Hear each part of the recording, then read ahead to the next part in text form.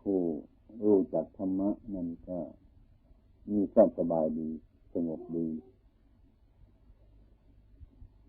โดยมากคนเรามันเพลินไปตาม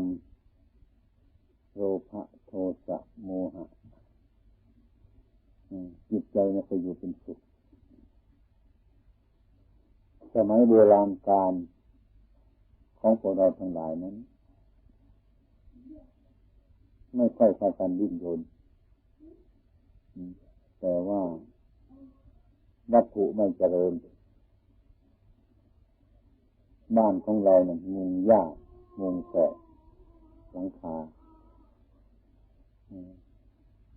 แต่ก็อยู่กันสบายอยู่กันสบายนอนกันสบายหนี้สินไม่รุงรังนอนดับสนิทตลอดถึงชื่อเสียงของคนเราก็เรียกกันง่ายๆสมัยก่อนท่านกันไปเถอะอย่าไปหาชื่ออย่างดี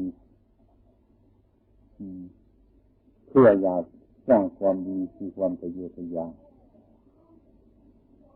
บ้านก็สร้างให้ดีๆขึ้นเพื่ออยากจะอยู่สบายแต่ไม่รู้จักทำใจของเราให้สบายนอนเบาะนอนฟูกไม่หลับคิดหลายอย่างทีปาฐะที่เราจะต้องคิดไปเพราะว่าความทะเยอทะยานมากจนเป็นเหตุให้เป็นโรคประสาทกันมากที่สุดในเวลานี้เพราะว่าเราพากันคิดให้มันโลดโผนเกินไปมันขาดธรรมะเรียกว่าสันตุติจกถาความยินดีในของที่มีอยู่นี่เป็นคาถาของเศรษฐีหรือมหาเศรษฐีความยินดีในของที่มีอยู่นั่นคืออะไรไม่ใช่ว่ามีแก้วใบนี้มีกระโถนใบนี้แล้วก็พอแต่ว่าสันตุติจกถานั้นท่านให้พอในปัจจุบันในเวลานี้มีเพียงเท่านี้ก็เอาเท่านี้ก่อนวันนี้ทุกวันหาเงินในวันนี้500 600เป็นประจำมาถึงวันนี้หาเงินได้เพียง100เดียวท่านก็ให้ยินดีเสียก่อนวันนี้มันได้แค่นี้ก็เอาแล้วพรุ่งนี้ก็หาใหม่พรุ่งนี้ได้200ก็ยินดี200กรณีนี้ได้50 บาทก็ยินดีได้50 บาทไปเสียก่อนในปัจจุบันนี้อันนี้ทำจิตใจของเราเป็นต้นให้รู้จักประมาณในความเป็นอยู่ของเจ้าของสมัยโบราณกาลพวกเราทั้งหลายนั้นวัตถุไม่เจริญแต่จิตใจคนเราเจริญจิตใจสบายไปที่ไหนมองกันเป็นลูกเป็นหลานเป็นพี่เป็นน้องกันทั้งนั้นจะไปบ้านไหนเป็นเพื่อนพ่อขึ้นนอนบ้านก็สบายเตือนขึ้นนอนบ้านก็สบายกินอยู่สบายทุกวันนี้คนไม่ไว้ใจคนแล้วผู้หญิงก็ตามผู้ชายก็ตามไม่ไว้ใจไว้ใจกันยากเหลือเกินเพราะอะไรมันขาดธรรมะคือความซื่อสัตย์คุณสมบัติมนุษย์มันหายไปแล้วมันเสวยสมบัติของสัตว์สมบัติของสัตว์ที่ฐานสมบัติอะไรต่างๆมันได้เสวยอยู่อย่างนี้สมบัติมนุษย์นั่นมันไม่เป็น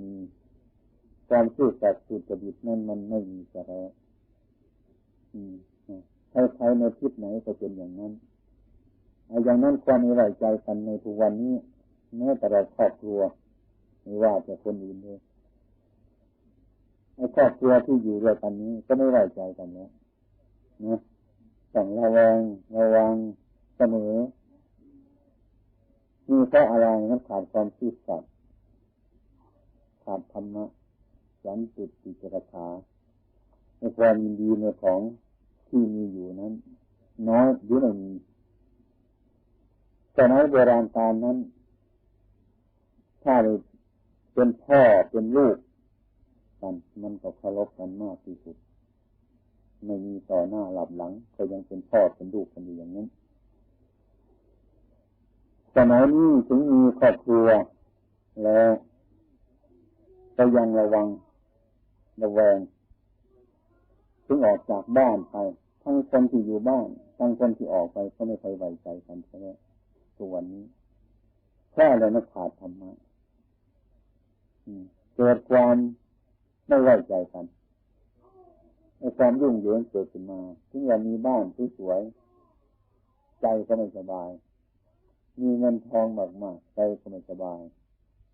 นอนฟูกนอนเบาะก็ไม่สบายใจ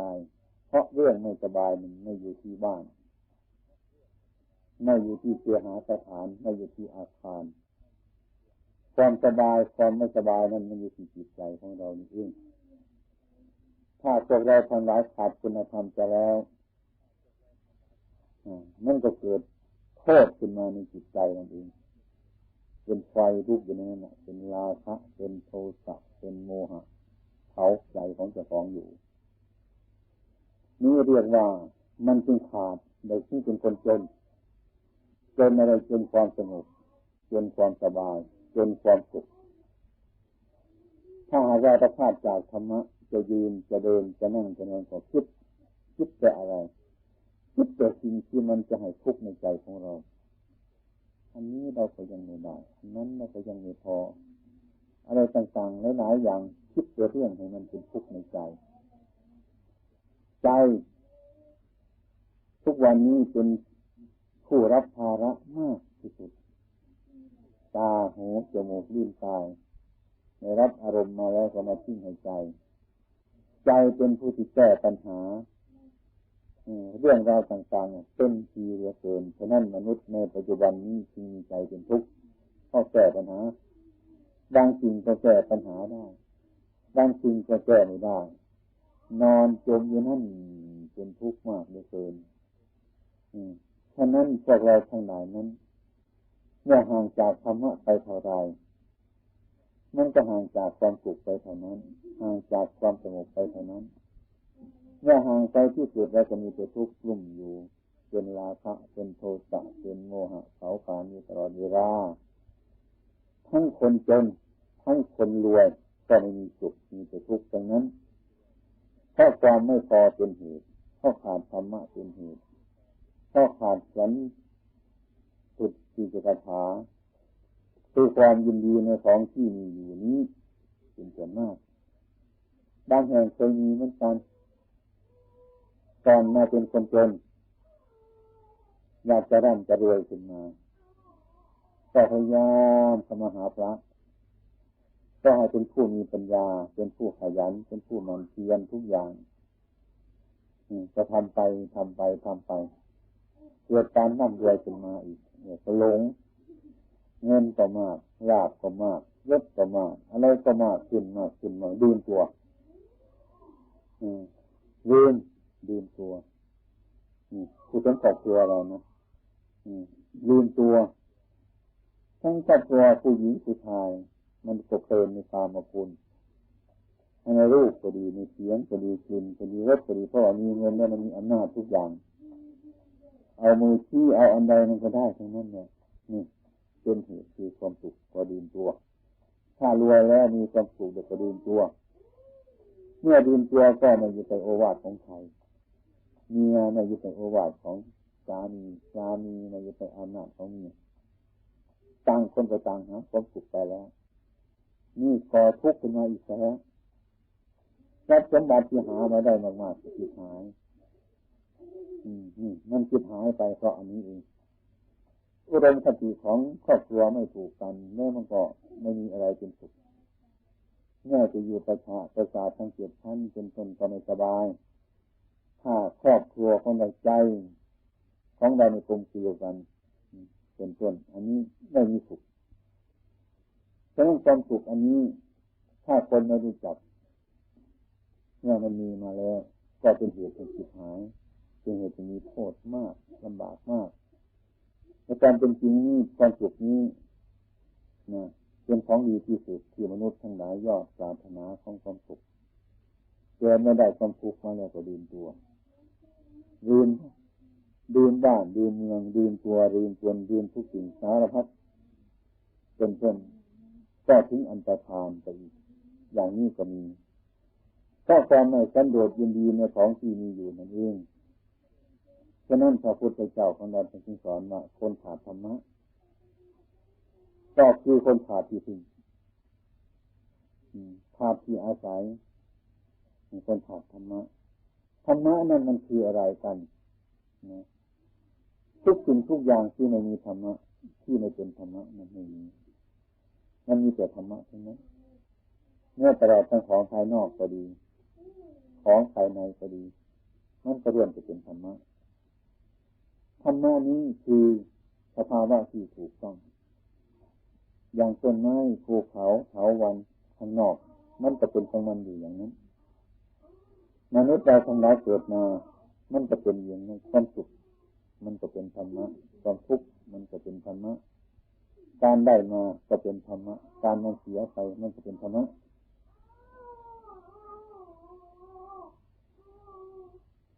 ถ้าเรารู้จักธรรมะข้างนอกเรารู้จักธรรมะข้างในก็ยินดีในสิ่งที่มันมีอยู่เป็นอยู่นั่นเองถ้าคนไม่ยินดีเป็นต้นมันจะเป็นธาตุของกิเลสมันเป็นธาตุของตัณหาหาที่พึ่งที่อาศัยไม่ได้ไอ้ความคิดของคนในปัจจุบันนี้กับโบราณกาลมานั่นมันต่างกันเพราะอาศัยสิ่งแวดล้อมทั้งหลายเป็นต้นหลักของธรรมะอันนี้เป็นหลักที่ยั่งยืนเป็นหลักที่แน่นอนถ้าคนเรามาประพฤติปฏิบัติแล้วถ้าไม่มีธรรมะมันจะไม่มีที่พึ่งเรื่องของในโลกนี่ก็เป็นธรรมดาในโลกมันก็เป็นของมันอยู่อย่างนั้นและการคารพคารวะทุกวันนี้ก็นับวันน้อยลงไปน้อยพ่อแม่กับลูกจะมีความคารพคารวะกันอย่างดีเหมือนสมัยก่อนก็ไม่มีสามีภรรยาจะมีความคารพกันเงื่อนแฟ้นอย่างสมัยโบราณการที่มีธรรมะนั้นก็หายาก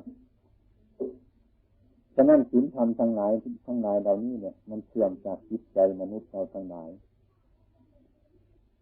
เมื่อจิตใจของเราเชื่อมจากธรรมะไม่มีในจิตใจของมนุษย์แล้วไปที่ไหนก็มองกันไม่ได้สมัยโบราณกาลเหล่านั้น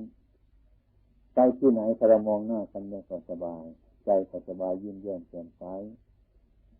นึกว่าเขาสนใจในคุณงามความดีของเราเลยก็สบายลูกมองหน้าพ่อแม่ก็สบายพ่อแม่มองหน้าลูกก็สบาย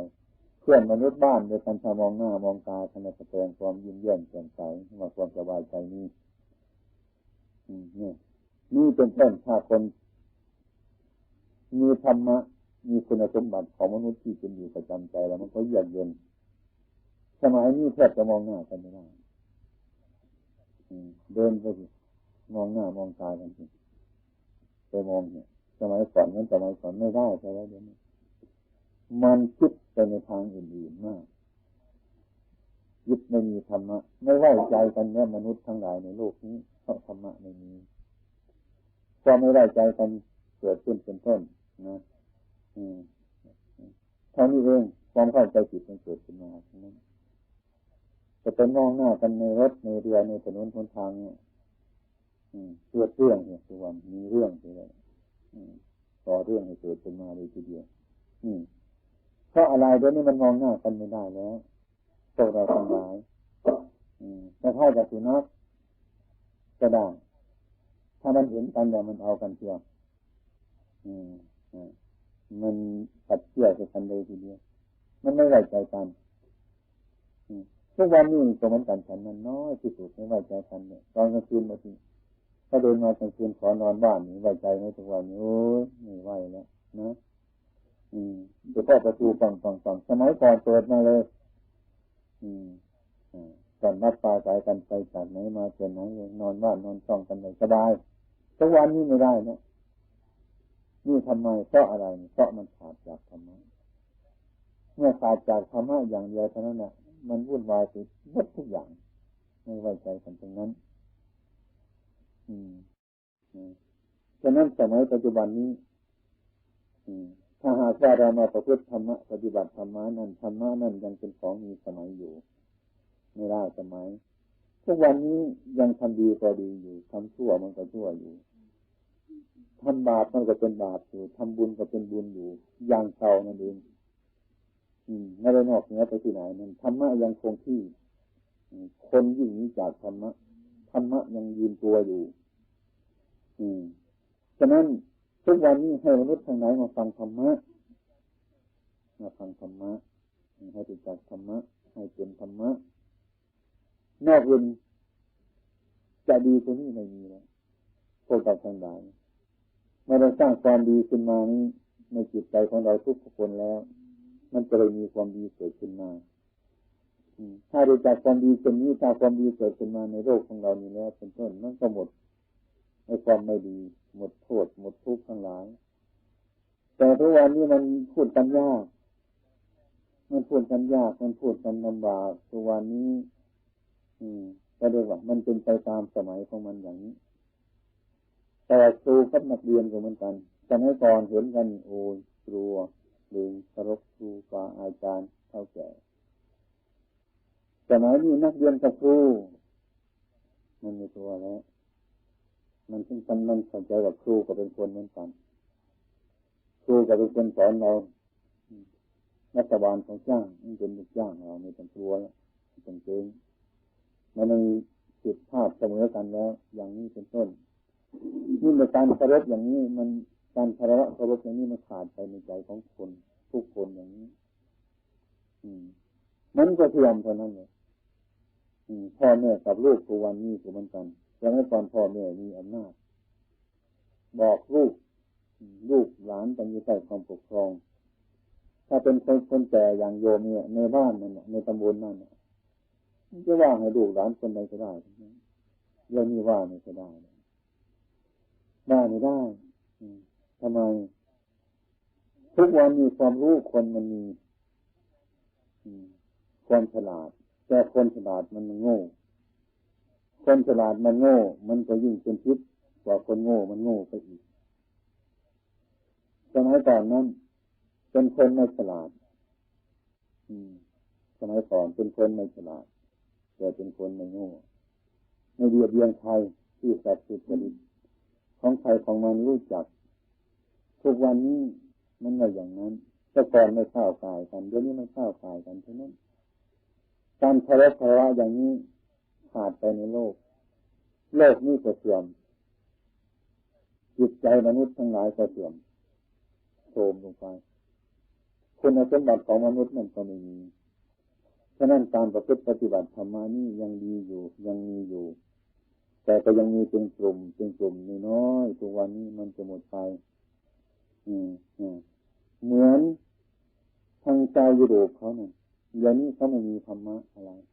จนความเดือดร้อนมันกระวนกระวายขึ้นจนมันรู้ธรรมชาติผู้มันเองแล้วนี่มันก็หวนกลับมาหาทางปฏิบัติให้ใจมันเป็นสุขให้ใจมันสงบนี่ธรรมชาติอันนั้นพวกเราทั้งหลายนี่ก็มันกันนั่นแหละจนมันลืมตัวลืมตนย่ากันหมดไม่รู้จักเคารพครูบาอาจารย์ไม่รู้จักเคารพพ่อแม่ถ้าคนไม่เคารพคารวะกันแล้วมันก็หมดจิตเท่านั้นขาดจากกันแล้วภรรยาสามีไม่เคารพกันแล้วอุดมคติไม่ถูกกันแล้วก็แยกทางกันเจ้านายก็ได้กระดอนความเห็นไม่ถูกต้องกันแล้วมันก็แยกทางกันบ้านเมืองแล้วก็วุ่นวายขึ้นมาเท่านั้นเองทั้งหลายเหล่านี้เพราะอะไรมันขาดธรรมะขาดการปฏิบัติเพราะอาศัยความโลภอาศัยความโกรธอาศัยความหลงนั่นแหละมันเป็นเหตุที่คนเราต้องห่างเหินจากจนแบบพุทธศาสนาอยู่เมืองไทยทุกวันนี้ก็ไปทำกันเข้าไปวัดกันไม่รู้เราไปทำไมอะไรกันแต่ไม่มีธรรมะในใจของเราถึงจะการกระทำบุญคนนี้มองดูสิงานกองบวชก็ดีนะงานกฐินก็ดีงานบุญอะไรต่างๆเหล่านี้ มองดูเขาทำบุญกันสมัยนี้ทำบุญกันเพื่อยุยงส่งเสริมจิตให้เกิดขึ้นมาเท่านั้นเองถ้าจะมาไปมองดูแล้วว่ามันทำเพื่อความสนุกกันจะมองเขาไปอีกข้างในเขาไปอีกนะมันเป็นการกระทำบาปกันแต่เอาบุญมากลบเกลื่อนซะให้บาปนั้นมันหายไปที่ว่าบุญแต่เหมือนกันแต่คนหนึ่งเกิดขึ้นมาชื่อว่านายบุญแต่เราทำแต่บาปถ้าจะเรียกถึงไม่ใช่ว่านายบุญแต่ว่านายบุญนั่นไม่เคยรู้จักบุญสร้างเป็นความเชื่อในตัวเขาก็เรียกว่านายบุญด้วยนั่นเองการกระทำบุญตัววันนี่ก็เหมือนกันตรงนั้นทำบาปสักเท่าไรก็ตามเถอะก็เรียกว่าบุญเพราะเอาบุญไปกลบเกลื่อนทำบุญเท่าไรจนต้นยิ่งทำใจให้ต่ำลงไปให้ถอยลงไปให้น้อยลงไปก็เลยเป็นว่านักบุญใจบาปไปฉะนั้นทั้งพุทธบริษัททั้งหลายก็ชอบจะเป็นอย่างนั้นอันนี้เพราะขาดอะไรเพราะขาดการปฏิบัติอย่างแท้จริงทายกทายิกาตามชาวบ้านของเราลงนี้ถ้าจะมีศีล 5 ศีล 8นี้มันจะมีกี่คนในสมัยนี้นอกจากคนโบราณยังเหลืออยู่บ้านใน9 คน 10 คนจะสนใจนับในปัจจุบันนี้น้อยที่สุดจะมีศีลมีธรรมนี้จะสนใจในสิ่งทั้งหลายเหล่านี้ต้องทำกันไปก็ฟังไปวัดทำบุญก็ทำกันไปทำไปอย่างนายบุญทำนั่นแหละแต่ทำบาปจะเรียกว่านายบุญมันก็เป็นบุญอยู่อย่างนั้นแหละแต่ว่าบุญของนายบุญแต่ว่าการกระทำมันผิดมันเป็นบาปทีนี้เมื่อเราทำไม่ถูกความเห็นแล้วก็ไม่ถูกต้องเมื่อความเห็นไม่ถูกต้องเป็นก็เป็นไปอันนี้อาตมาไปตักเตือนหลายแห่งเหมือนกันการกระทำบุญกินทานนี่มันเสียข้าวเสียของนะเรานานๆทำบุญทีหนึ่งนะบางทีทำบุญจะสู้คนอยู่เฉยๆไม่ได้ก็มีถ้าเขาไม่ทำบาปเท่านั้นเขาก็มีดีอยู่แล้วเราทำบุญ3 วัน 3 คืนแต่ทำบาป3 วัน 3 คืนนี่มันจะสู้เขาไม่ทำบุญไม่ได้เขาอยู่เฉยๆอยู่เขาก็ไม่มีบาปเนี่ยอันนี้ให้รู้จักบุญบุญนั่นมันเป็นความสนุกมันเป็นความสนานเมื่อทำแล้วเกิดความสะดุดเกิดความสังเวชในที่นี้พิจารณาถึงเรื่องอนิจจังทุกขังอนัตตาลดมานะทิฏฐิลงไปให้ใจเข้าสู่ธรรมะถึงความสงบในจิตมันเป็นบุญอันนี้ทำบุญกันก็ไม่ถูกนี่ฉะนั้นทำบุญใจคนก็ไม่เป็นบุญเพราะในถอนทำบุญเพื่อในถอนที่ดีโดยใจของเราแต่ทำบุญก็เพื่อจะเอาบุญฉะนั้นการละบาปนั่นไม่มีการละความผิดไม่มีบุญมันจะเกิดขึ้นไม่ได้บุคคลทำบุญในสมัยนี้ชอบทำอย่างนั้นกันกินเหล้ากินยาทำเล่นอะไรต่างๆนานาทุกอย่างอย่างนี้ถ้าฟังเทศของพระก็เทศไปงั้นเนี่ยเทศไปชั่วคราวเอาเรามากินกันแต่มีมนต์พระเทศฟังเทศแต่ง่วงเหงาหานอนอยู่รำคาญถ้าเทศใจถ้าเทศจะรำคาญใจจะตายไปแล้วนะฉะนั้นน่ะมีจะคิดกันเนี่ยเมื่อไรจะหยุดเนาะเมื่อไรจะหยุดเนาะรำคาญเนาะเมื่อไรจะหยุดเนาะไม่คิดว่าจะเอาความฉลาดในธรรมะนั้นไปปฏิบัติรำคาญใจเท่านั้นนี่บางแห่งจึงเคยมีว่าพวกเราทั้งหลายให้ทานท่านอาจารย์ท่านจะกลับวัดแล้วที่เราว่าได้พระมีอ้อมนั่นไม่รู้เรื่องอย่างนี้ก็มีนะที่นี่แต่เรียกว่าการทำบุญไม่ถูกบุญมันไม่ถูกบุญกันใจคนมันจึงเป็นบาปมันขาดการประพฤติขาดการปฏิบัติอันนี้มันจะเป็นอย่างนี้จะโดยมากในปัจจุบันนี้นี่ฉะนั้นพวกชาวพุทธเราทั้งหลายจึงไม่เข้าถึงธรรมะเมื่อไม่เข้าถึงธรรมะเรื่องพุทธศาสนาแล้วนี่ก็เหลือไปเท่านั้นนะนั่นเป็นกระถางทองคำใบหนึ่งเอาทิ้งไว้เขาไม่สนใจกันถึงแม้เนี่ยมันจะเป็นทองคำอยู่เป็นต้นมันจะไม่เกิดประโยชน์แก่คนธรรมะที่ท่านพูดไปนั้นเป็นความจริงเป็นความดีถ้าคนไม่เอาไปพูดปฏิบัติแล้วเป็นต้นในคำพูดอันนั้นมันจะมีประโยชน์อะไร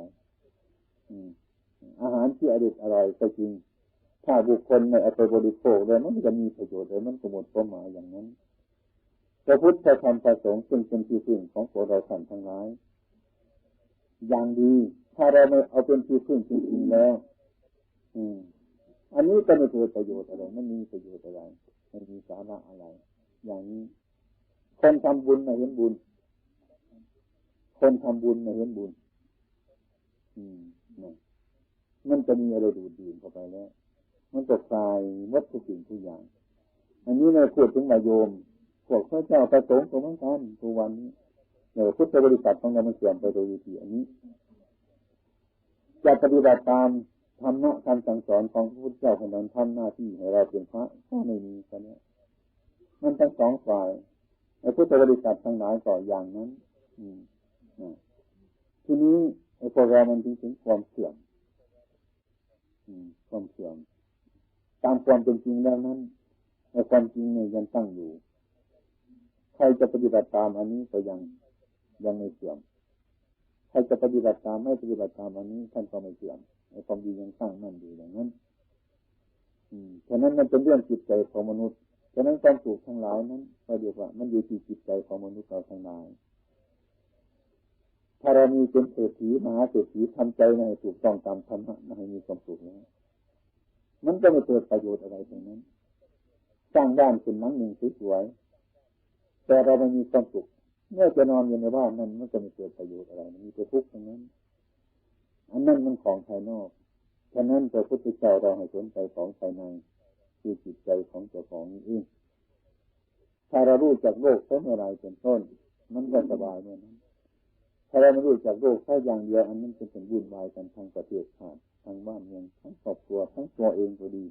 เป็นต้นถึงเมื่อจะจนมันก็เป็นทุกข์ถึงเมื่อจะรวยมันก็เป็นทุกข์มันเป็นทุกข์คือมันเองเนี่ยเพราะความคิดผิดนั้นอันนี้ตรงนั้นกันทั้งนั้นเนี่ยอาตมาเห็นว่าอายุท่านมีแล้วเชื่อโลกมาก็พอสมควรนะไม่เชื่อโลกมาก็พอสมควรแล้วเชื่อธรรมะทางศาสนาก็พอสมควรอย่างเช่นตอนที่มาเยี่ยมวันนี้เนี่ยอาตมาว่าไปแสดงที่คลายออกมาตั้งตัวให้มันสบายเอาสมบัติของเราเข้าไปไว้ในใจของเราจะดีให้มันวุ่นวายชีวิตอินทรีย์ของเราเนี่ยเราทำสัญญากันไว้นะอีกกี่วันกี่ปีกี่เดือนนี้ไม่รู้นะบางคนอยากรู้แต่วันเกิดอาตมาก็เห็นว่าวันเกิดก็ยังไม่รู้อีกบางคนเขาก็เถียงว่ารู้ทำไมถึงรู้แม่บอกแม่พ่อบอกเนี่ยก็เขาบอกมาบางทีจำผิดไปว่าไงไอ้ความเป็นจริงนี่วันเกิดแล้วก็ไม่รู้วันตายก็ไม่รู้ด้วยทั้งสองข้างแบบนี้ทั้งสองอย่างนี้แหละไม่ไว้ใจซะด้วยนะไม่มีทางที่จะไว้ใจฉะนั้นอาตมาเห็นว่าควรสร้างจิตของเราให้รู้จักให้ฉลาดถ้าจิตเป็นคนทำงานถ้าคนทำงานไม่ฉลาดการงานมันก็เหลวถ้าคนทำงานโง่เป็นต้นการงานทั้งหลายก็ไม่ดีดูสิคนเราเนี่ยตาหนึ่งหูหนึ่งจมูกหนึ่งลิ้นหนึ่งกายถ้าหลับมาเฉยๆเขาก็มาทิ้งหายใจตรงนั้นนะถ้าไม่ทับรู้ก็ไปขนมาทิ้งใส่จะให้ใจเป็นคนทำงานให้ใจเป็นคนทำงานทำไมเราจะไม่ต้องฝึกใจให้ฉลาดถ้าใจเราไม่ฉลาดมันก็แย่ขนาดนั้นเขาไม่ทำงานตาเขาไม่อยากเขาดูมาแล้วเขาก็ทิ้งให้เราหูเขาฟังมาแล้วเขาก็ทิ้งให้เราจมูกเขารับมาแล้วเขาก็ทิ้งให้เรากายเขารับมาแล้วเขาก็ทิ้งให้เราถ้าเราเป็นคนโง่มันก็เป็นท่าของกิเลสตัณหาทั้งนั้นมันกระบฏทางแต่นั้นฉะนั้นอาตมาถึงว่าอายุผ่านเนี่ยควรมาภาวนาเนี่ยในปัจจุบันนี้ที่สร้างผลงานความดีมาในอดีตก็พอสมควรแล้วมาถึงปัจจุบันนี้อายุ60 70 กว่าแล้วนี่นะสร้างอะไรขึ้นมาอีกหลายอย่างให้มีความสงบถ้าหากว่าเราไม่สร้างในตัวของเราอีกมันก็ลำบากนะเมื่อลำบากมันลำบาก พระพุทธเจ้าของเราก็เหมือนกันฉะนั้นถ้าเราบำเพ็ญมาพอสมควรแล้วท่านก็วางภาระท่านก็ปล่อยภาระวางอายุสังขารปรงอายุสังขารหมายความว่าอยู่ให้สงบจิตทางนอกให้มันน้อยการสั่งสอนประชาชนเราก็ให้น้อยลงไปเรื่อยๆมาสอนเจ้าของให้มากเป็นต้นเมื่อตัดสินมาโอวาทของท่านเมื่อท่านจะไปก็ต้องทำอย่างนั้นอันนี้เราก็เหมือนกันฉันนั้นแต่นั้นอย่างน้อยก็ต้องให้มีศีล 5ประจำเอาไว้เป็นสมบัติของมนุษย์ในศีล 5เท่านี้ก็พอแล้วมนุษย์นั้นไม่ต้องอะไรมันมากมายจะหากินอย่างชีพจังเลยก็ช่างมันจะให้เป็นสัมมาชีวะมันจะร่ำจะรวยไปถึงไหนก็ช่างมันเถอะให้เป็นสัมมาชีวะถึงแม้เรามันยังจนอยู่ก็อย่าทิ้งสัมมาชีวะอันนี้เป็นหลักที่สำคัญมากที่สุดที่จะช่วยเราได้อันอื่นช่วยเราไม่ได้หรอกช่วยได้แต่เดียวกระดาษเท่านั้นอันนี้เรียกศีลธรรมอันนี้เป็นแก่นของชีวิตพวกเราทั้งหลายที่ต้องอาศัยอันนี้เป็นอยู่ไหว้พระสวดมนต์สมทานซึ่งศีล 5ประการเพื่อเป็นข้อวัดปฏิบัติและจะได้ถวายผ้าบังสกุล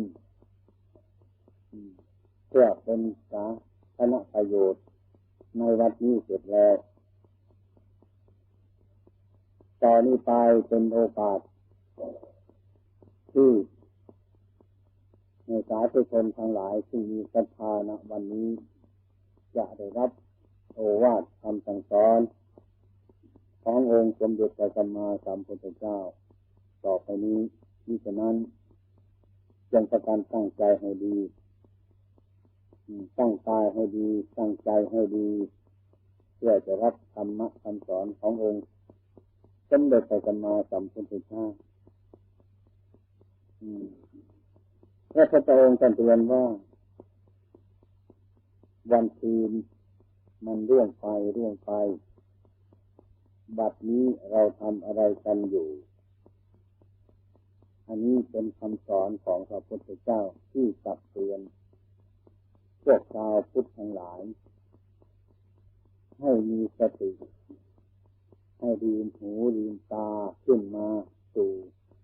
ธรรมะแล้วก็ให้เห็นสิ่งทั้งหลายทั้งปวงรอบๆตัวและในตัวของตัวและรอบๆทิศทางในทิศทั้งหลายว่าซึ่งมนุษย์เราทั้งหลายเกิดมาไม่ว่ากลุ่มชนเราใดแม้ตั้งแต่พระภิกษุสงฆ์เป็นต้นไปถึงข้าราชการบางกลุ่มบางหน่วยเป็นต้นทุกอย่างเพื่อตั้งออกไปให้ความสุขเป็นสาธารณประโยชน์แก่ประชาชนด้วยแก่ตนด้วยนั่นเป็นต้นเรื่องแต่พวกเราทางหลายได้นึกอยู่ว่าวันคืนล่วงไปบัดนี้เราทำอะไรอยู่อันนี้เป็นหลักเรียนให้รู้จักว่าไม่ให้เราประมาทในการยืนในการเดินในการนั่งในการนอนทุกประการจะมีราภจะมียศจะมีสรรเสริญนินทาทุกประการทีขอแต่พวกเราทั้งหลายนั้นให้มีสติอยู่ว่าวันกับคืนที่เราเคยผ่านมานี้ทุกคนเคยเห็นว่าเป็นต้นมันนี่เราขึ้นมาอีกมีแต่ว่ามันล่วงไปเท่านั้นมันก็จากเราไปเราก็จากเขามาต่างคนต่างเดินไปคนละทางวันคืนมันก็เดินไปอย่างหนึ่งชีวิตเรามันก็เดินไปอย่างหนึ่ง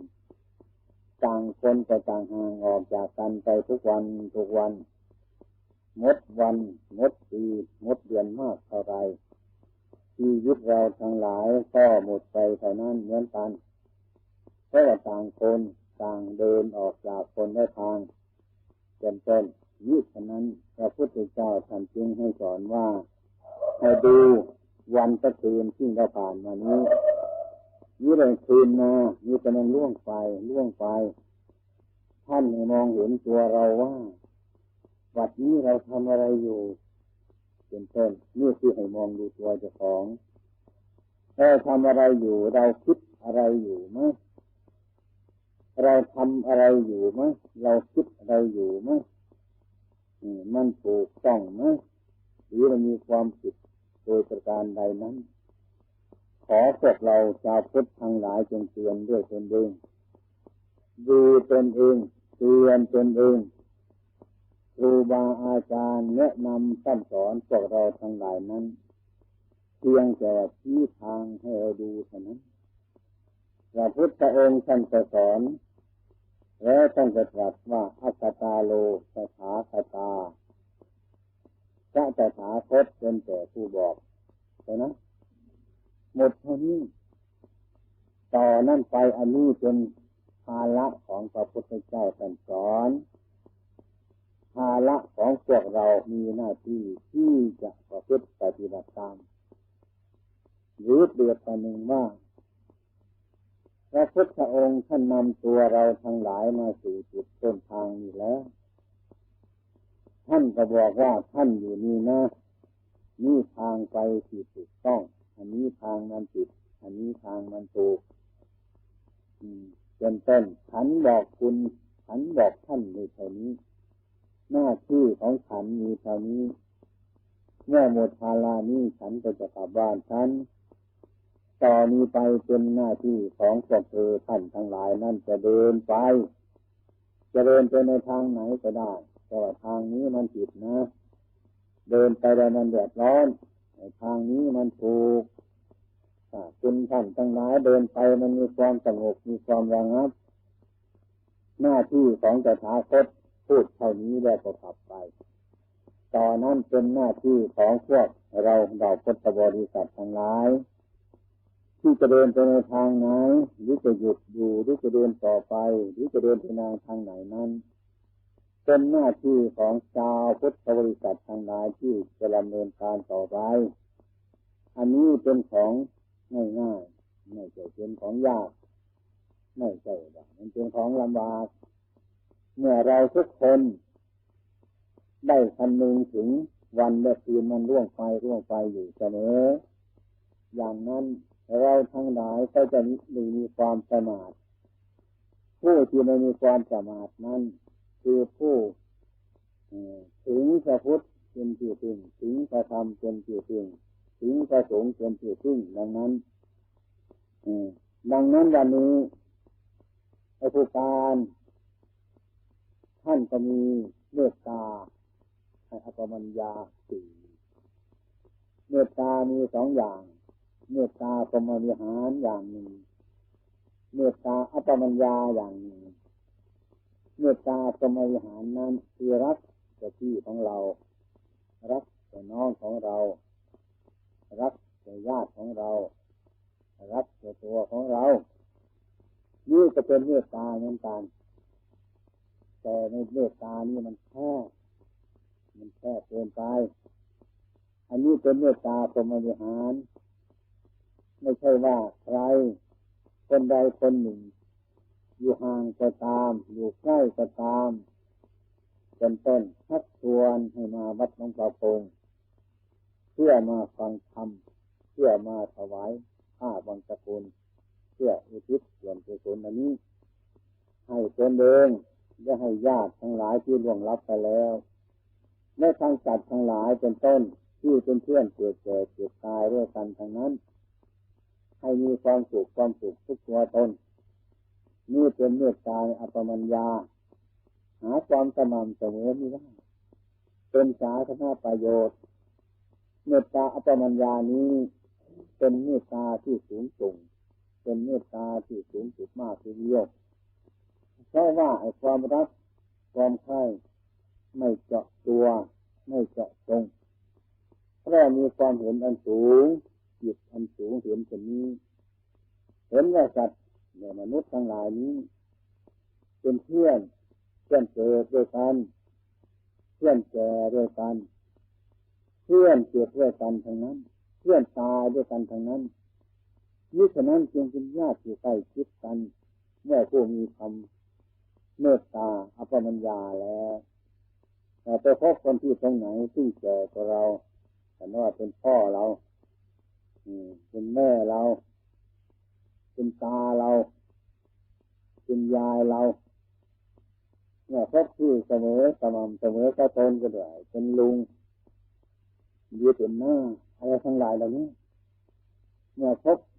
ที่ย้อนตัวเรานั้นก็เรียกว่าเป็นอาเป็นลูกเป็นหลานอะไรทั้งหลายเหล่านี้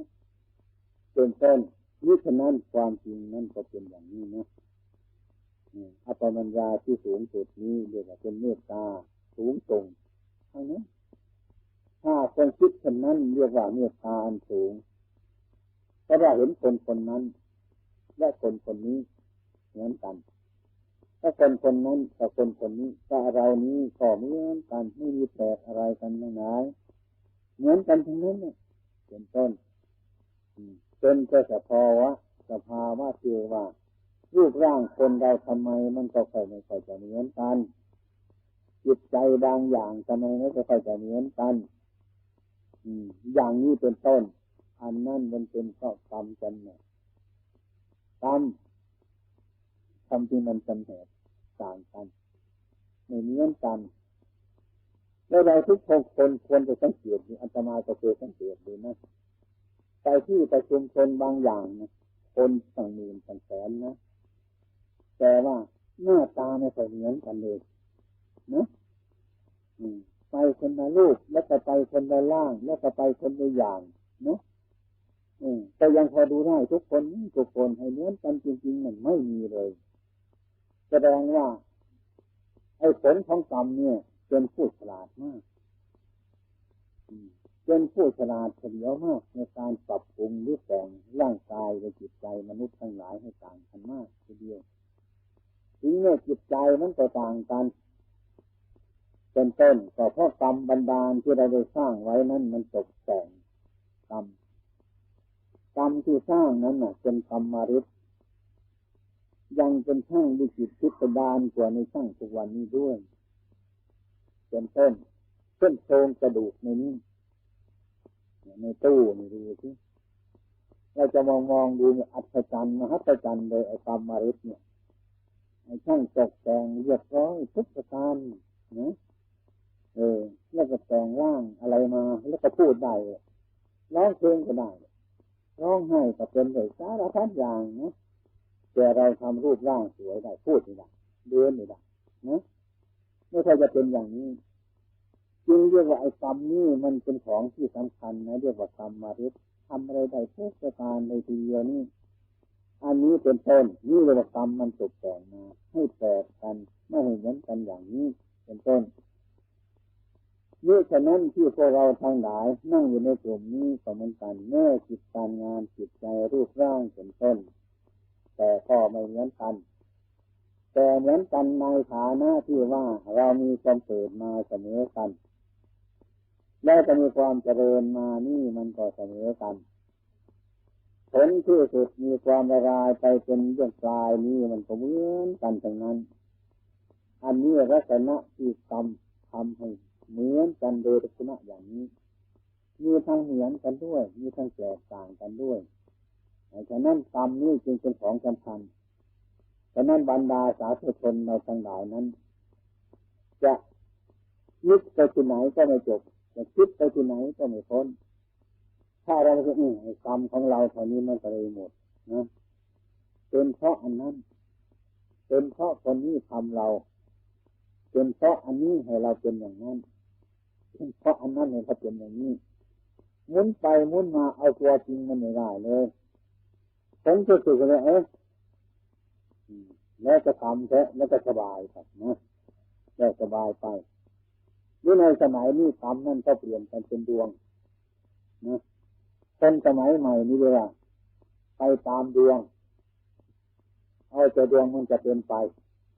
ดวงมันเป็นยังไงมันก็ไปอย่างนั้นแล้วแต่ดวงไอ้ดวงนั่นก็คือกรรมนั่นเองแหละเป็นภาษาธรรมะมันจะเป็นกรรมแต่ไอ้ที่ว่ากรรมมันไม่สมัยมันไม่ทันสมัย สมมติว่าดวงมันเหมาะเจาะในเวลานี้กับคนสมัยนี้จะเลยเรียกว่าเป็นดวงในความจริงก็กรรมนั่นเองล่ะแต่แล้วจะดวงมันไปตามดวงมันก็สบายนะถ้าเราคิดไปถึงชั้นล่างชั้นบนแล้วก็เลยว่ามันเป็นไปเพราะกรรมแล้วแต่กรรมนี่ก็หมดเรื่องแล้วเป็นเหตุให้เราสบายสุดที่เราจะพ้นสุดที่เราจะคิดสุดที่เราจะฝ่าฝืนอะไรทั้งนั้นในดวงกรรมนี้เป็นต้น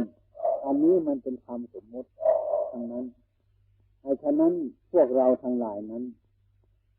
ซึ่งจะทำกรรม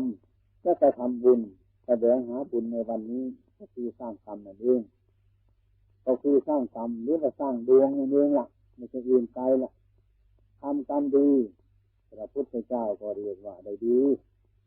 ทำกรรมชั่วพระพุทธเจ้าก็ได้ชั่วอันนี้เป็นเรื่องที่มันตรงไปเป็นเรื่องที่มันตรงไปตรงมาอยู่เสมอแต่ว่าในเวลานี้มีปรากฏการณ์หลายอย่างหลายประการเป็นต้นซึ่งมันจะมีความเห็นแย้งขึ้นมาตรงนี้มันปรากฏการณ์ขึ้นมาที่มันฝ่าฝืนจิตใจมนุษย์เราทั้งหลายนั้นก็เรียกว่าพระพุทธเจ้าของเรานั้นตรัสอันนี้เป็นต้นไม่ตรงไปตรงมาเพราะอะไรเพราะปัญญาเรามันน้อยคล้ายๆกับเราที่มีไม้ขนาดหนึ่งยาวประมาณเมตรหนึ่งนะแล้วก็แย่เข้าในรูนั่นมันยาว2 เมตรนะแล้วก็แย่เข้าไปนะไม่ถึงมันจุดไม้เราเรียกว่าไม้มันสั้นไม้มันสั้นแต่ความจริงรูมันยาวรูมันลึกไม้เรามันถึงสั้นถ้ารูเนี่ยมันตื้นไม้เนี่ยมันก็ยาวถ้ามันเป็นเช่นนี้จะว่าไม้เรามันสั้นก็ได้จะมารูมันลึกก็ได้อย่างนั้นเราจะคิดถอยไปถอยมาอย่างนี้เช่นว่าในกลุ่มหนึ่งใครก็ใครจะปลูกมาเหมือนกันนะการทำกิจการงานต่างๆนั้นมันเขียนคำสอนของพระพุทธเจ้าบางอย่างเช่นว่าฉันทำดีก็ไม่ใช่จะได้ดีเลยอย่างนี้เป็นต้นคือทำดีแล้วไม่มีคนว่าดีไม่ใช่จะได้อันนั้นไม่ใช่จะได้อันนี้ตามสมปรารถนาของเราเนี่ยก็น้อยใจก็เลยมาคิดว่าพระพุทธองค์ท่านตรัสว่าทำดีได้ดีเมื่อเราทำไมเราทำดีเป็นต้นนะทำอะไรก็ไม่ได้ใครก็จะให้อะไรมีแต่คนอิจฉามีแต่คนพยาบาทนี่แต่ทำดีไม่ได้ดีคำพูดนี้พระพุทธเจ้าของเราพูดผิดไปแล้วฉันทำดีอยู่ทำไมไม่ดีอย่างนี้เป็นต้นบางทีไปสู่พระพุทธเจ้าก็ได้พระพุทธเจ้าจะพูดผิดก็ผิดที่เราทำดีไม่ได้ดีมีแต่คนว่าให้เราอิจฉาเราพยาบาทเราอย่างนี้เป็นต้นอันนี้คือความเห็นผิดของเราถึงแม้ว่าเราทำดีอยู่ถูกต้องอยู่ใครจะว่าเราไม่ดีแต่ความดีของเราก็ยังมีอยู่เราทำชั่วอยู่เมื่อไรใครจะว่าดีเป็นต้นแต่ความชั่วเราก็ยังมีอยู่อย่างนี้ไม่เป็นไปตามคนพูดอันนี้หลักอันนี้ไม่มีเสียหายแต่เราจิตใจของเราเป็นต้นไม่มีความรู้สึกถึงขนาดนั้นถ้าเราทำไม่ดีเขาก็ว่าดีก็ดีใจอย่างนี้เป็นต้นทำดีอยู่เขาว่าไม่ดีก็เสียใจอย่างนี้เป็นต้นก็แปลเราปัญญามันน้อยปัญญาในถึงปัญญาในซึ่งจึงมีความทุกข์เวทนาในความจริงที่หลายความดีนั้นขอพวกเราท่านทั้งหลายคิดดูให้มากให้ดีทำดีนั่นมันดีแล้วล่ะเมื่อเราจะทำดีคิดเฉยๆมันจะมีความดีแล้วเมื่อไปทำอยู่มันก็ดีอยู่เมื่อทำเสร็จแล้วมันก็ดีอยู่ที่ว่าไม่ดีนั่นมีแต่คนอื่นเขาอิจฉาพยาบาทของท่านคือคนไม่รู้จักดีนั่นนะถ้าคนไม่รู้จักดีมาท่วงกันว่าไม่ดีแล้วก็เลยเป็นคนไม่ดีไปด้วยเลยไปเข้าข้างเขาเลยแล้วก็เป็นคนไม่ดีคนที่ว่าเราทำไม่ดีเสียอกเสียใจอย่างนี้ดังนั้นพระพุทธเจ้าท่านจึงเรียนธรรมะไอ้ธรรมะที่มันตรงไปตรงมาอันนี้มันถูกเขาว่าผิดก็จริงอยู่แต่ว่าไอ้ความถูกนั้นมันยังอยู่อย่างนี้ไปที่ไหน เราทำผิดจริงๆแต่ว่าคนอื่นว่ามันถูกอันนั้นก็ยังมีผิดอยู่นะมันไม่ถูกกับใครตรงนั้นแหละอันนี้คือของเก่าอันนี้คือธรรมเก่าไม่สูญไม่เสียไม่ไปที่ไหนอันนี้เป็นคำสอนพระพุทธเจ้าตรงไปตรงมาทำไมเมื่อเราตั้งใจทำดีบางทีทำให้ไม่ได้ดีมันเป็นเพราะอะไรอันนี้เราก็ควรหวนอริยไปได้หลายอย่างนี่ที่ว่านาเราดินนาเรามันดีหรือเกินนะแต่ผลไม่ค่อยจะดีนะนามันจะดีเป็นไม่ได้ดินมันดีเหลือเกินกล้าเรามันไม่ค่อยดีใช่นาเรามันก็ไม่ดีได้นะนาเราก็ดีกล้าเราก็ดีดินนาเราก็ดีแต่เจ้าของขี้เกียจอย่างนี้เป็นต้นไอ้ความดีก็เกิดขึ้นไม่ได้อย่างนี้เป็นต้นให้เราหวนระลึกไปอย่างนั้นเป็นต้นที่นี่เราตั้งใจดีเราเป็นคนดีเราทำดีเราจะต้องทำงานในกลุ่มของคนดีอย่างนี้ไม่พ้นมันต้องดีทั้งนั้นในเงื่อนไขว่าผมทำความดีไม่ค่อยจะได้ดีนะอันนั้นคุณอย่าเพิ่งน้อยใจเลยอาตมาเคยตอบว่าคุณเคยทำงานนำกลุ่มคนดีหรือเปล่าถ้าคุณได้ทำงานนำกลุ่มของคนดีมีศีลธรรมแล้วมันก็ได้ดีทั้งนั้นอันนี้ตัวคุณจะไม่ทำงานในคนที่ไม่ซื่อตรงนี้ซื่อสัตย์สุจริตมันจะเป็นไปตามสภาพของมันอย่างนั้นอย่างนี้ความดีมันจะเกิดขึ้นได้ไม่ใช่ว่าไปทำที่ไหนมันดีที่นั่นแต่ว่าก็ดีที่นั่นเฉพาะทำเก่าทำชั่วในตรงไหนมันก็ชั่วตรงนั้นทำดีตรงไหนก็ดีตรงนั้นแต่ดีนั้นมันจะพื้นมาให้คนอื่นเห็นมันพื้นจะมาในจิตใจของเราอัตโนโจทยัตตนังพระพุทธเจ้าสอนแบบเป็นเพียรตนด้วยตนเองวกไปวนมาถ้าพึ่งคนอื่นไม่ได้ก็ให้พึ่งตัวเจ้าของเท่านั้นเกิดประมาณนี้เพราะว่าความดีก็เราเห็นอยู่ความชั่วเราเห็นอยู่ความผิดนี่เราก็เห็นอยู่ความถูกนี่เราก็เห็นของเราอยู่เช่นนั้นเราเห็นตนของตนอยู่เสมออย่างนี้เป็นต้นเมื่อพึ่งคนอื่นไม่ได้ก็กลับมาพึ่งตัวเท่านั้นเองเป็นต้นองค์สมเด็จพระสัมมาสัมพุทธเจ้าท่านจะเป็นพูดให้พระในการต่อไปนี้ธรรมะมันจะเลื่อนลอยวินัยก็จะเลื่อนลอยผู้ประพฤติปฏิบัติก็จะเลื่อนลอยไปทั้งนั้นหาที่พึ่งพาอาศัยได้ยากเมื่อเราจะประพฤติธรรมอันดีท่านจึงบอกว่าให้ท่านแสวงหาไปเถิดท่านไปในกลุ่มนี้ถ้าทำไม่เป็นธรรมท่านก็ดีไปทางโน้นหาสิ่งที่เป็นธรรมเถอะถ้าทิศใต้ก็ไม่มีทิศเหนือก็ไม่มีตะวันตกก็ไม่มีตะวันออกก็ไม่มีแล้วขอให้ท่านเดินไปแต่องค์เดียวเถอะพระพุทธเจ้าสอนอย่างนั้นอาศัยตนเป็นที่พึ่งของตนไปเหมือนกับนอแรกท่านว่าอย่างนั้นนี่ก็เหมือนกันฉันนั้นทีนี้ในความสามัคคีพร้อมเพรียงกันทั้งหมดนั้นในกลุ่มที่ดีนั้นมันดีทั้งนั้นเลยจะพูดถึงสิ่งที่ไม่ดีมันจะลำบากนะเหมือนหมาป่ากับลูกแกะนะอาตมาเคยเป็นนักเรียนเคยอ่านหนังสือเรื่องหมาป่ากับลูกแกะนะหมาป่านั้นไม่อยากจะกินลูกแกะนะมันก็หาว่าลูกแกะมากวนน้ำมันลูกแกะเลยผมไม่ได้กวนครับกวนวันนี้ผมไม่ได้กวนวันนี้ผมไม่ได้กวนมึงไม่ได้กวนวันนี้เมื่อวานนี้มึงก็กวน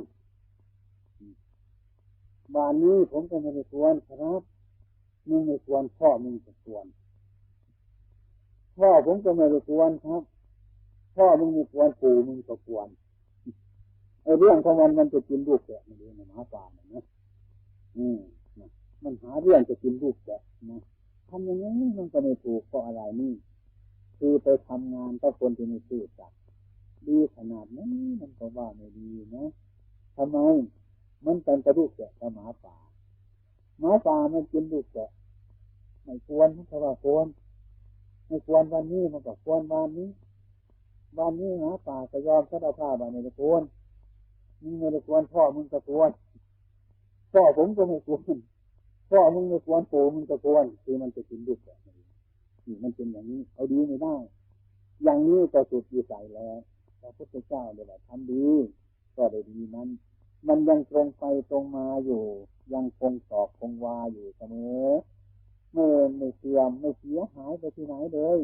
อันนี้ควรพิจารณาให้มันเห็นชัดไม่ว่าจะเป็นคนเราเลยซึ่งอยู่เป็นปกติสงบระงับนี้ก็ต้องมีผู้ใหญ่เป็นผู้ปกครองให้ความเป็นธรรมแก่เด็กพวกเด็กๆทั้งหลายเป็นต้นก็มีความเคารพมีความคารวะต่อครูบาอาจารย์อย่างนี้เป็นต้น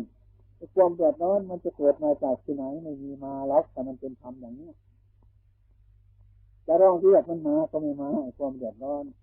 ถ้าความเป็นธรรมมีอยู่อย่างนี้แล้วเป็นต้นตลอดการตลอดเวลานี่ฉะนั้นก็เหมือนกันถ้าสมมติว่าแกงสักหม้อหนึ่งนะแกงหม้อนี่มันอร่อยทำไมใครเป็นคนทำใครเป็นแม่ครัวฉลาดหรือแม่ครัวที่ไม่ฉลาดถามไปดิก็แม่ครัวนั้นรู้จักฉลาดเป็นผู้ฉลาดรู้จักสัดส่วนอาหารที่จะใส่ในแกงปรุงแกงให้อร่อยไม่ใช่แม่ครัวผู้ที่ไม่ฉลาดเป็นแม่ครัวที่ฉลาดทั้งนั้นเป็นต้นอาศัยสิ่งทั้งหลายอาศัยสิ่งผสมต่างๆด้วยสัดส่วนแกงนั่นเพราะอะไรแกงที่มันอร่อยก็เพราะอะไรเพราะแม่ครัวฉลาดจัดสิ่งโน้นบ้างจัดสิ่งนี้บ้างผสมกันเข้ารู้จักประมาณแกงนั้นก็อร่อยในการอร่อยนั่นก็เพราะคือความสามัคคีของมนุษย์เราหลายคนมารวมเข้ากันเป็นต้นมีความสามัคคีเกิดขึ้นความสงบนั้นเป็นต้นก็เหมือนรสของแกงที่มันอร่อยนั่นเองไม่ใช่ยืนใจทั้งนั้นดังนั้นมันต้องอาศัยกันสิ่งที่มันสามัคคีกันถูกจัดส่วนมันก็ต้องเกิดประโยชน์เกิดความสงบถึงแม้ว่าพวกเราท่านทั้งหลายนี้จะเป็นตระกูลสูงจะเป็นผู้มีความรู้มากความรู้น้อยอะไรก็ตามทีครับถ้ามามีความสามัคคีกันด้วยความเคารพเป็นธรรมแล้วการงานอันนั้นมันเจริญขึ้นนะไม่ใช่อยู่ตามฐานะของคนการทำดีมันดีเหมือนกันทุกคนไม่ใช่ว่ามันไม่ร้ายอันนี้เป็นต้นความดีนี่แหละมันเสมอกันทำความชั่วมันก็เป็นชั่วเสมอกันทำความดีนี่มันก็ได้ดีเสมอกันทั้งนั้นดังนั้นอย่าไปขึ้นตกใจเลยให้พวกเราท่านทั้งหลายเข้าใจว่าธรรมะข้อนี้ยังอยู่ธรรมะข้อนี้ยังไม่เสื่อมนี่มันเป็นไปเพราะคนไม่เป็นไปเพราะธรรมะเพราะเป็นคนไม่รู้จักการประพฤติเพราะเป็นคนไม่รู้จักการปฏิบัติเกิดขึ้นมาเพราะราคะเพราะโทสะเพราะโมหะนี่เป็นมูลฐานบำรุงสนับสนุนดวงจิตใจมนุษย์ให้เป็นไปต่างๆกันอย่างนั้นเป็นต้นความสามัคคีจึงแตกเมื่อความสามัคคีแตกเป็นต้นไอ้ความไม่อร่อยเป็นต้นมันก็วิ่งเข้ามาทันทีไอ้ความเดือดร้อนทั้งหลายก็วิ่งเข้ามาทันทีไอ้ความสงบมันก็ออกไปมันจึงกลายอย่างนั้นแต่ความจริงว่าธรรมะของพระพุทธเจ้านั้นไม่มีเวลาที่มันจะเสื่อมสิ้นไปที่ไหนมีแต่มนุษย์บุคคลเรามันเสื่อมจากธรรมะธรรมะมันยังคงที่อยู่ไม่จะไปที่ไหนธรรมะนั่นคือมันเป็นสัจธรรมสัจธรรมนั่นคือมีส่วนที่ถูกต้องส่วนที่ไม่ถูกต้องมาป่าผลไม่ได้ธรรมะนี่เป็นสิ่งที่ถูกต้องเท่านั้นท่านจึงเรียกว่าสวากขาโตภควตาธัมโมธรรมอันพระผู้มีพระภาคของเราตรัสไว้ดีแล้วเป็นต้นไอ้สิ่งที่พระองค์ตรัสไว้มันดีตรงนั้นไม่มีสิ่งที่ไม่ดีตรงนั้นมันสม่ำเสมอมาตั้งแต่ต้นจนปลายเลยเป็นต้นไม่มีเรียวไม่มีสั้นไม่มียาวตลอดกาลตลอดเวลาทั้งนั้นแบ่งผลการกระทำให้มนุษย์ทั้งหลายเป็นต้นผิดในใจทุกคนตรงนั้นนอกจากคนผู้เห็นผิดกันแล้วดังนั้นถึงเมื่อว่าพวกชาวพุทธเราทั้งหลายจะทำการงานแผนกไหนอะไรก็ตามทีเถอะให้มันตรงไปตรงมาเฉพาะธรรมะที่เรียกว่าทำดีนั่นไม่ได้ดีมันเป็นแค่เฉพาะคนไอ้ความดีข้างในมันไม่อยู่เช่นกับก้อนน้ำตาลก้อนนี้เอาที่สูตรกันดูสิ คนสัก100 คนอย่างนี้ไม่หวานนะนี่เอาดิคนนั้นก็ว่าไม่หวานคนนี้ก็ไม่หวานอย่างนี้เป็นต้นนะมันก็ไม่ห้ามหวานน้ำตาลก็ไม่ได้หรอกน้ำตาลก็หวานอย่างนั้นนะมันจะเรียนคนแขนคนว่ามันเปรี้ยวน้ำตาลมันก็ไม่เปรี้ยวไอ้ความดีมันเป็นอยู่อย่างนี้เป็นต้นไม่มีเรื่องที่เสียหายทั้งหลายดังนั้นบางคนก็เสียอกเสียใจนะมีทำดีก็ไม่ใส่ใจได้ดีอะไรทั้งหลายเหล่านี้มันเป็นเพราะมนุษย์เราเป็นต้นมันขาดจากธรรมะมันไม่มีความเห็นชอบด้วยฉะนั้นพ่อแม่กับลูกเป็นต้นนะมันก็ยังแข่งแย่งกันเลยแต่ไม่ขาดความเคารพไม่จะพูดไปถึงไหนเนี่ยอาตมาก็เหมือนกันอาตมาก็ไม่ชอบพ่อเขาแม่หรอกเพราะอาตมาขี้เกียจเมื่อโตขึ้นมาตอนเช้าไปทำงานนู้นเดี๋ยวไปทำงานนี่ไม่อยากจะไปขี้เกียจอยากจะไปดูหนังอยากจะไปเล่นตอนเย็นก็บอกตอนเช้าก็บอกมันก็รำคาญไปขี้เกียจนั่นไม่ชอบพ่อแม่เลยเป็นต้นอันนั้นคือเด็กมันยังโง่อยู่